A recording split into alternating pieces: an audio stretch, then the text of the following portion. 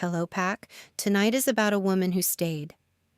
Marin held the Frosthold territory for 6 winters while Alaric was gone. She fed the wolves when the snows came early. She sat in his chair when the council tried to take it. She kept the fires burning in a cabin that smelled like him, less and less with every passing season. He's coming back now. She's not sure she wants to let him in. Let's begin. The cabin at the edge of Frosthold territory had 17 steps from the front door to the tree line. Marin had counted them so many times in the first winter that she'd worn the snow down to bare earth along that path, checking and rechecking the dark space between the pines for something that never came. She stopped counting in the second winter. That was when she understood he wasn't coming back soon. That was when she put on his old work coat, too wide in the shoulders, smelling then of pine resin and something warmer underneath, and went to the council hall and sat in the chair they were already arguing about redistributing. She didn't speak first. She let them finish their sentences. Then she said quietly that the chair wasn't available, and something in the way she said it made Councilman Dressed set down his papers. She had not been invited to lead. She had simply declined to leave a vacancy. That distinction mattered to the pack in ways she hadn't anticipated. Wolves understood the difference between someone who seized power and someone who refused to let it dissolve. They watched her mend the eastern fence line herself when the hired men didn't show. They watched her negotiate the grain contract with the Windmere traders without losing a single bushel to their usual 10% margin. They watched her sit with the sick wolves in the long barn during the fever outbreak of the third winter, sleeping in a chair by the door so she'd hear if any of them worsened. She didn't think of herself as leading. She thought of herself as holding. There was a difference. Alaric had built something here. She was keeping it from falling apart until he came back to finish it. The question she'd stopped asking, out loud at least, was whether he was still alive to come back at all. The bond told her he was. She'd learned to read it the way you learn to read weather, not by what it said directly, but by what it didn't say. A severed bond had a particular quality she'd heard, like going deaf in a full room. The bond she carried was nothing like that. It was present and thin and exhausting, like a thread pulled too tight over too long a distance. Sometimes at night it would pulse with something that felt like urgency, and she would lie awake in the too-wide bed and press her hand to her sternum and breathe until it quieted. She told no one about the pulses. The council knew about the bond, of course. It had been named at the ceremony 3 months before Alaric left. A political ceremony, she'd thought at the time, arranged by his father's advisors to shore up the Eastern Alliance. She hadn't understood, standing in the courtyard with frost on the stones and the whole pack watching, why the wolves had gone so still when she walked out. She'd thought she'd done something wrong. Then the first one lowered its head, and then the next, and then it was moving through the assembled pack like a slow wave, and she'd looked at Alaric and found him already looking at her with an expression she hadn't had language for yet. She had language for it now. It hadn't been a political ceremony. The bond had already been there. The ceremony had just named it. He'd left 3 months later. Border conflict in the northern reaches, a territorial dispute that his council had assured him would resolve in weeks. She'd stood at the gate and watched him ride out with 40 wolves at his back and the particular set to his shoulders that meant he was already thinking about the problem ahead, not the one behind. He hadn't looked back. She'd told herself that was fine. That was what leaders did. You didn't look back when there was work ahead. She'd gone back inside and rebuilt the fire and started counting the days. 6 winters. The boy was 5 years old now. His name was Emric, and he had Alaric's jaw and Marin's stubbornness, and a habit of watching adults with the particular patience of someone who has learned that grown people will eventually say the true thing if you wait long enough.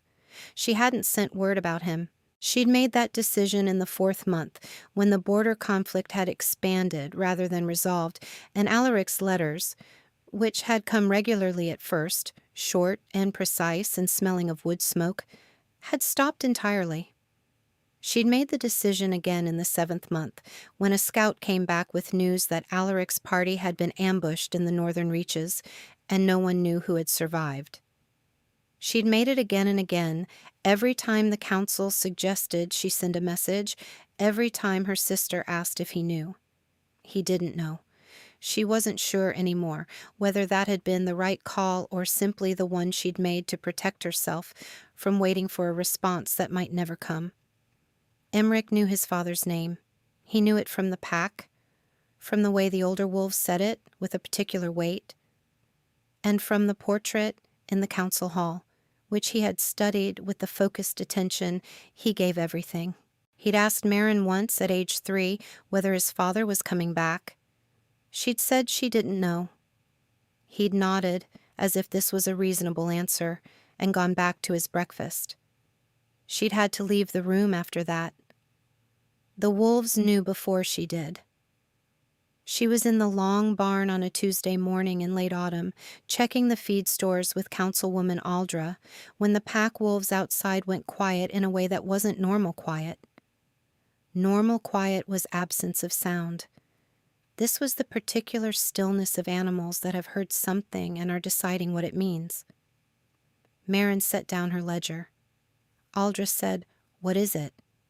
Marin was already moving toward the barn door.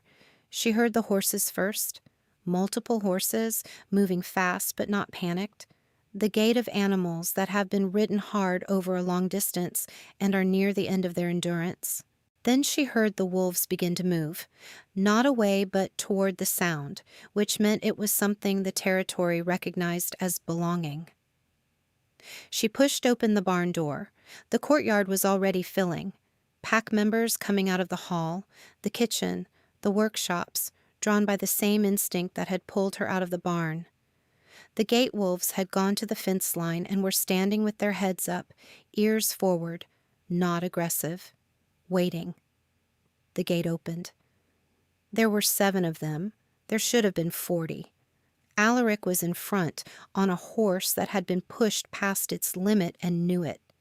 He was upright in the saddle, which was the first thing she assessed, and then she assessed the rest.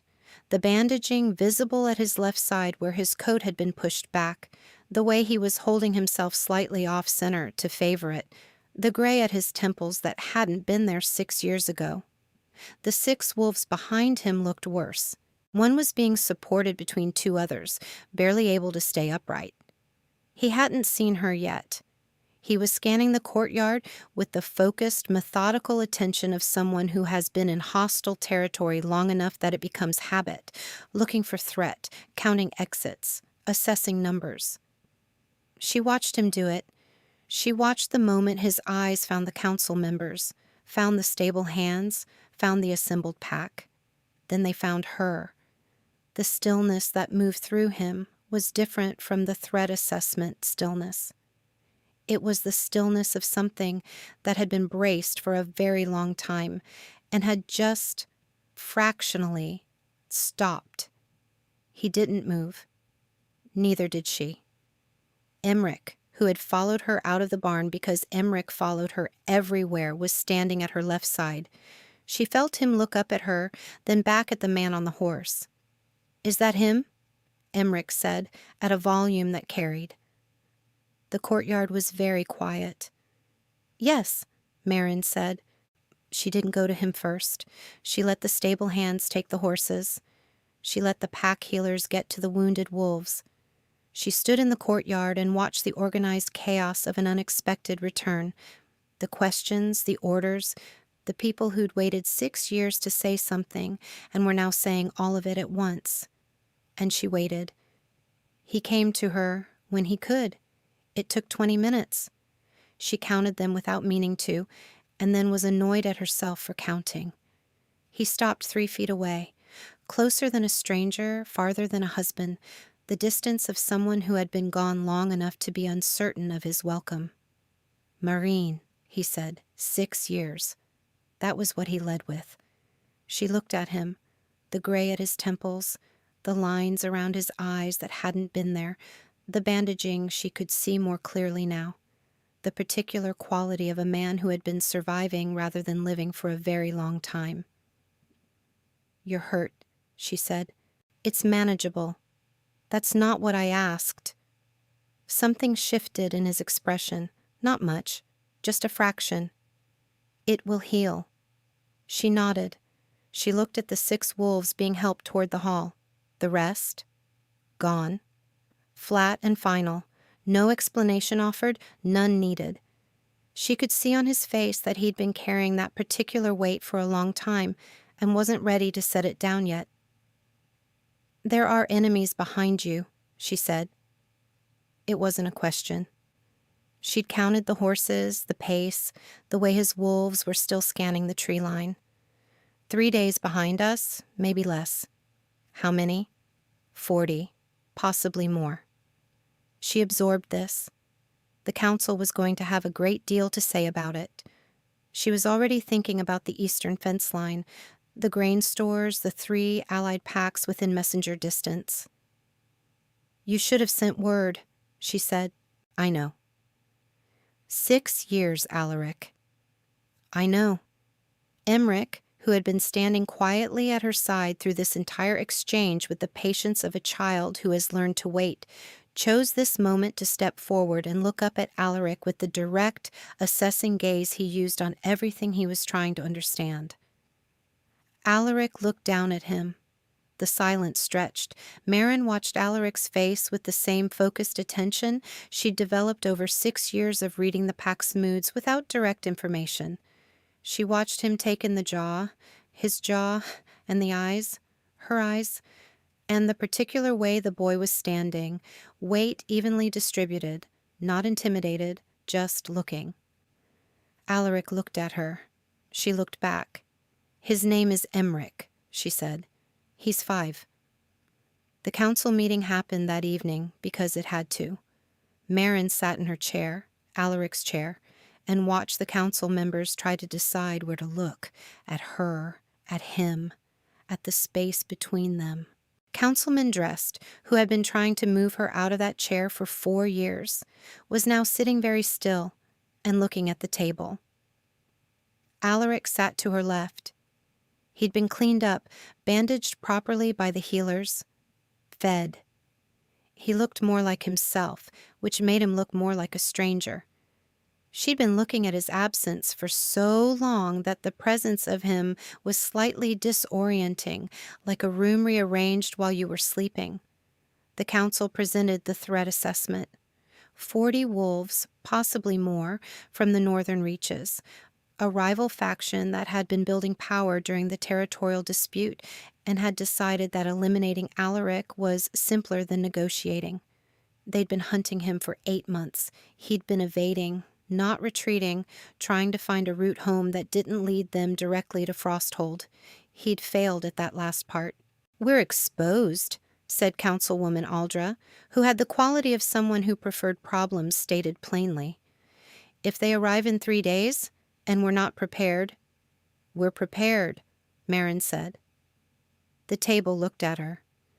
"The eastern fence line was reinforced last spring.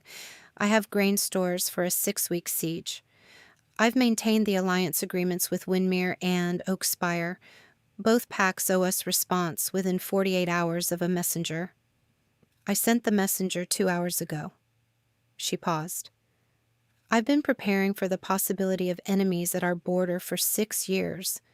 The only thing I didn't prepare for was having to do it with him in the room." The last sentence came out more honestly than she'd intended. Alaric, to his credit, didn't look away. Drest cleared his throat. "The matter of the heir is not a council matter," Marin said. "The succession question is not a council matter tonight." She looked at Drest with the particular patience she'd developed for men who confused persistence with authority. "Tonight we are preparing a defense. Everything else waits." Drest looked at Alaric. Alaric said, "She's right." Flat and final, no explanation offered. dressed, sat back. Emmerich was asleep by the time the meeting ended. Marin had put him to bed herself in the small room off the main cabin that she'd furnished carefully over 5 years. A bed with good blankets, a shelf of books, a window that faced east so he'd have light in the mornings. She'd sat with him until he was out, which was her habit, and then she'd stood in the doorway for a moment and looked at him and thought about all the ways a person could be brave without anyone watching. Alaric was waiting in the main room when she came out. He was standing by the fire, which had burned down while they were in the meeting. He'd rebuilt it. She could see the fresh wood stacked to the side, the careful arrangement of the logs. He'd done it the way she'd seen him do it years ago, with the particular attention of someone who finds it easier to be useful than to be still. She stopped in the doorway. "You rebuilt the fire," she said. "It was low." "I know. I was going to get to it." He turned. The firelight caught the lines on his face, the gray at his temples, the way he was holding himself still in the way she remembered. Like stillness was something he'd learned rather than something he'd been born to. "Marin," he said. "Don't," she said. "Not yet." He closed his mouth. She crossed the room and sat in the chair by the fire. Her chair, the one she'd claimed in the second year when she'd stopped leaving the good chair empty, as if he might come back any moment and need it. She looked at the fire for a moment. "You need to understand what the last 6 years were," she said, "not what they looked like from wherever you were, what they actually were. Tell me." I held this territory, not because anyone asked me to, not because I had a plan, because it was here, and it needed holding, and I was the one who stayed. She looked at him. "I sat in that council hall for 6 years and argued with men who thought I was a placeholder. I negotiated every contract, managed every dispute, kept every alliance. I did it while carrying a bond that was too thin and too far, and that kept me awake at night because I couldn't tell if you were alive or dead." She paused. "And I did it while growing a person, which is harder than it sounds." Alaric was very still. "I'm not telling you this so you'll feel guilty," she said. "I'm telling you because you walked back into this territory today, and the first thing you did was look at me like you were uncertain of your welcome, and I need you to understand that the uncertainty isn't about whether I'm glad you're alive. I am. I need you to understand that the uncertainty is about what happens now, whether you came back to take the territory back or to be part of what it's become." The fire settled. A log shifted. "Those aren't the same thing," he said. "No, they're not." He moved then, not toward her, but to the other chair, the one he'd apparently not sat in yet, and sat down. The 2 chairs were angled toward the fire, close enough to talk, far enough to be separate. He looked at the fire for a moment.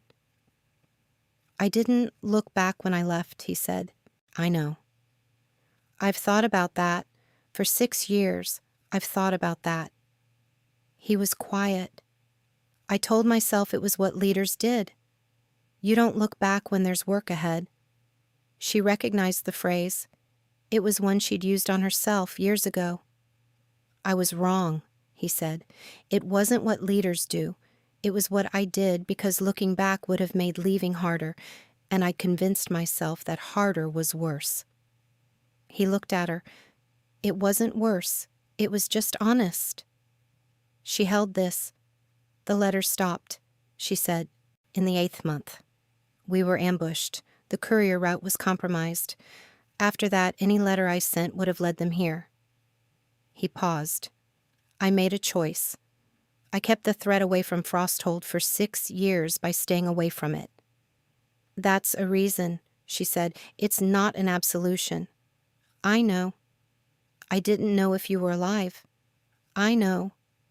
I made decisions I wouldn't have made if I'd known. About Emmerich. About—" She stopped. "About whether to keep waiting." The fire was the only sound for a moment. Did you? He said. His voice was careful. Stop waiting? She looked at him. The question was honest, and it cost him something to ask it. She could see that. The particular quality of a man who has learned to hold himself very still because stillness is the only armor that doesn't have gaps.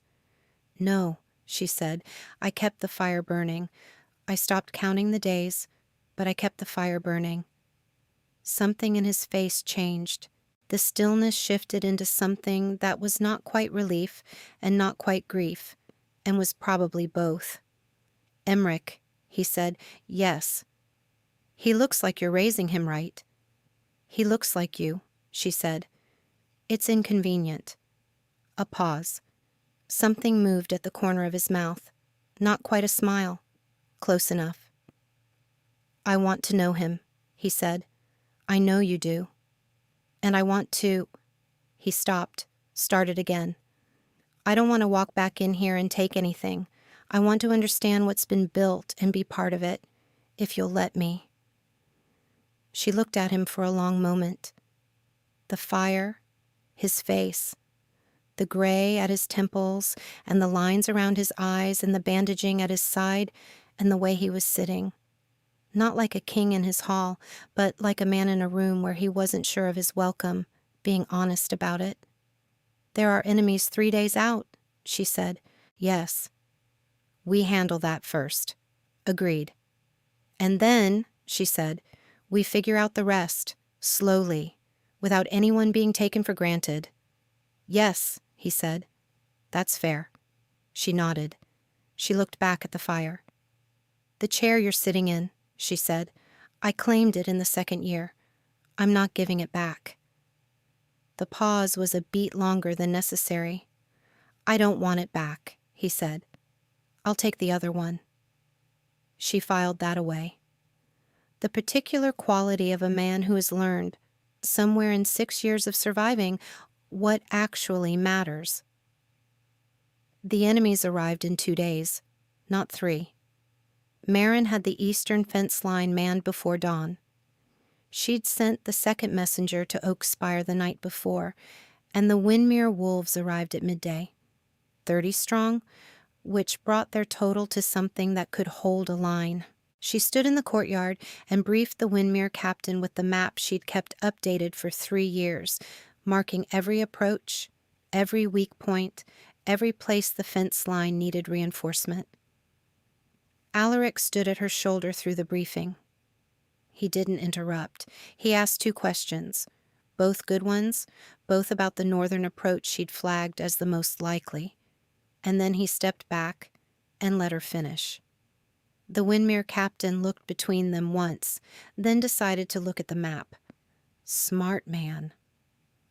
The attack came at dusk, from the north as she'd predicted. It was brutal and brief. 40 wolves against their combined force in terrain she knew and they didn't, with fence lines she'd reinforced and approaches she'd mapped. She was at the eastern gate when it happened, coordinating the response, and she didn't have time to be frightened because she was too busy being useful. It was over in an hour. She found Alaric at the north fence line afterward, standing with the Windmere captain and 2 of his surviving wolves, looking at the damage with the methodical attention of someone already thinking about what comes next. He was still upright. The bandaging at his side had held. He turned when she approached. North fence needs repair, she said. I have the materials. We can start tomorrow. I know, he said. I'll help. She looked at him. I'm good with a hammer, he said. I've had 6 years of practice. She thought about that. Alaric somewhere in the northern reaches, maintaining whatever shelter he'd found, surviving with the same stubborn competence that had built Frosthold in the first place. The image was oddly grounding. Fine, she said. Dawn. On the 3rd morning after the battle, Emmerich found Alaric in the woodshed.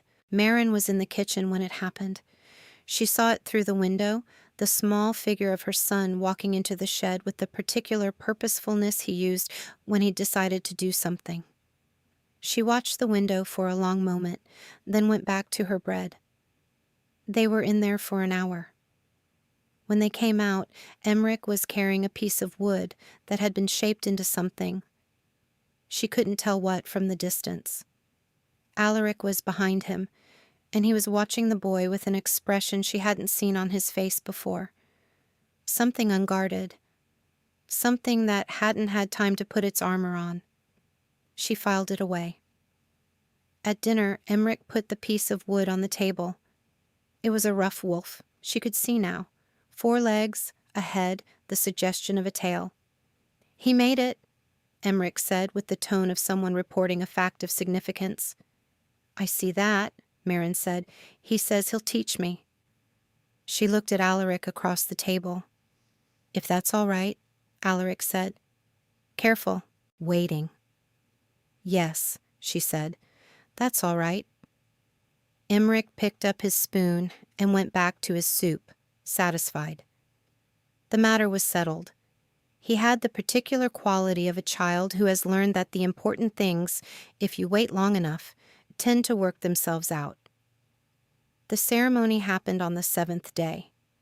It wasn't planned exactly. The pack had been building toward it in the way packs did. The small accumulations of witnessed moments, of Marin and Alaric working the fence lines side by side, of Emmerich appearing in the courtyard on Alaric's shoulders, of the council meetings where they sat together and presented a unified position without appearing to have discussed it beforehand. Councilwoman Aldra was the one who said it plainly, which was her way. The bond should be publicly renewed, she said at the end of the 7th day's council meeting, not for politics, because it's the honest thing. Marin looked at Alaric. He looked at her.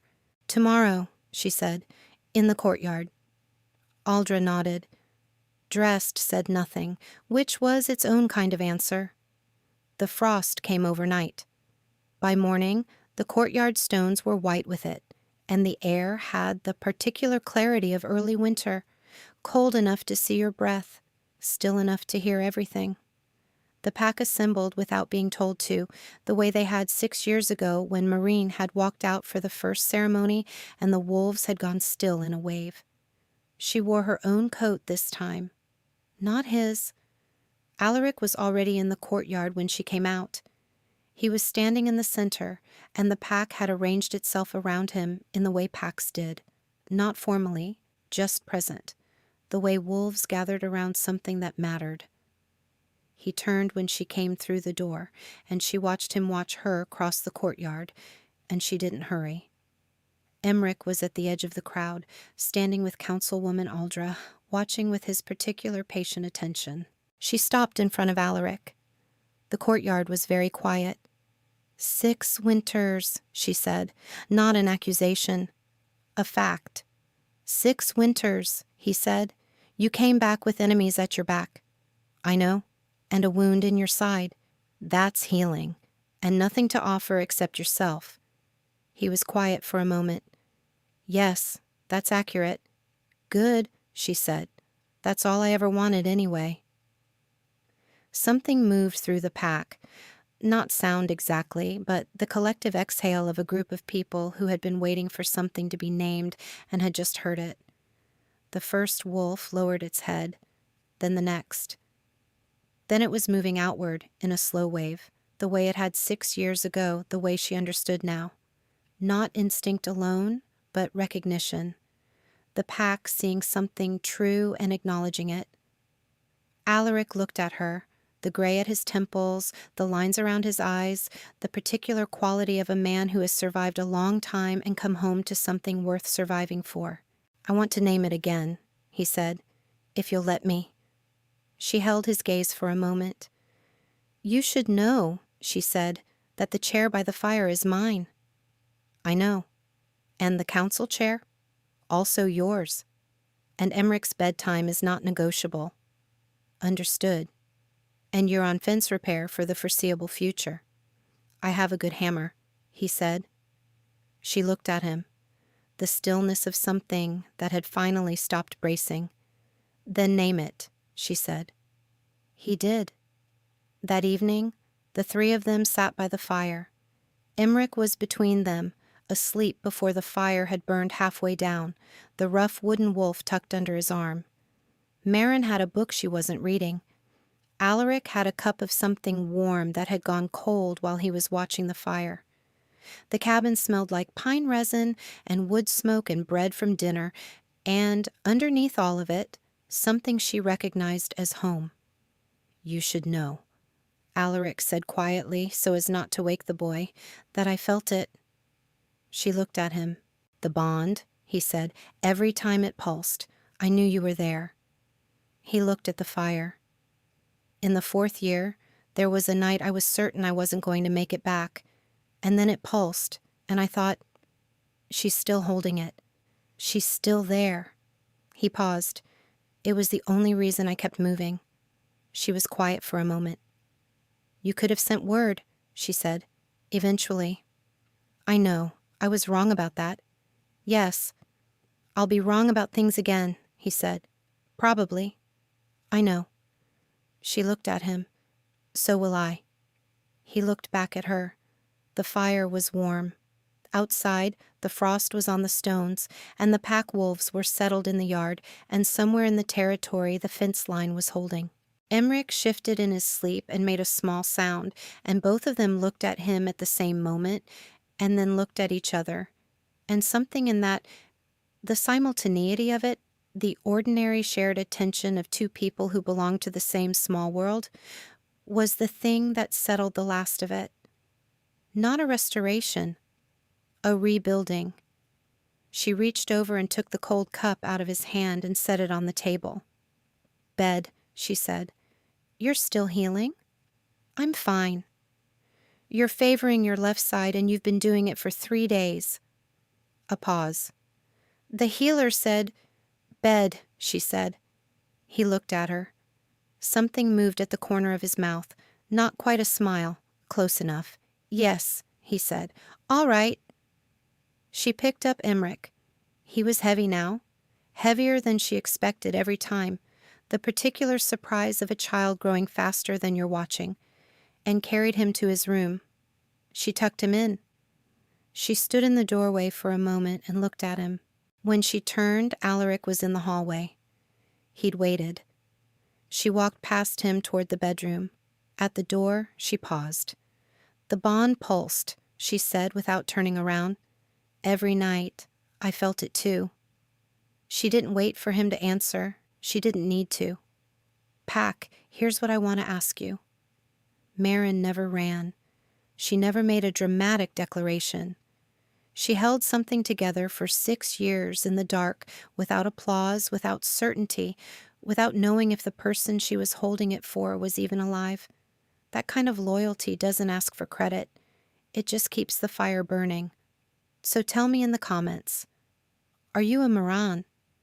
Have you ever held something together alone, waiting for someone who didn't know you were waiting? Or do you think she should have let it go? If this story found someone who needed it tonight, share it with them. No explanation needed. Just send it. I'll see you in the next one, Pack.